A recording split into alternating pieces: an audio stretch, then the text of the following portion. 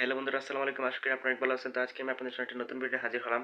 তো আপনারা এতক্ষণ হয়তো থাম্বনেল দেখে বুঝে গেছেন যে আজকে ভিডিওটি কি সম্বন্ধে হবে। বন্ধুরা, আমি আপনাদেরকে বলতে চাই যে আপনারা আপনাদের যে বিভিন্ন ছবিগুলো দেখেন সেগুলো সাধারণত 1000 এমএস 700 এমএস এগুলোর মধ্যেই হয়ে থাকে।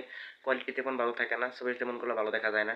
এখন আপনারা সেই ছবিগুলোকে কীভাবে 4K বা 8K করতে পারেন, এগুলো কিন্তু ডিএসএলআর দিয়ে সম্ভব। এমনি হয়তো তেমনভাবে সম্ভব না, কিন্তু কিছু বিকল্প টিপস আছে যেগুলোর মাধ্যমে আপনারা আপনাদের ছবিগুলোকে সাধারণ ছবিগুলোকে আপনারা 4K থেকে 8K রূপান্তর করতে পারেন, ট্রান্সফার করতে একমাত্র করা যায় কিছু অ্যাপসের মাধ্যমে। সেই অ্যাপসগুলো আপনারা প্লে স্টোরে পাবেন না, সেগুলো বিভিন্ন সাইট থেকে নামানো লাগে।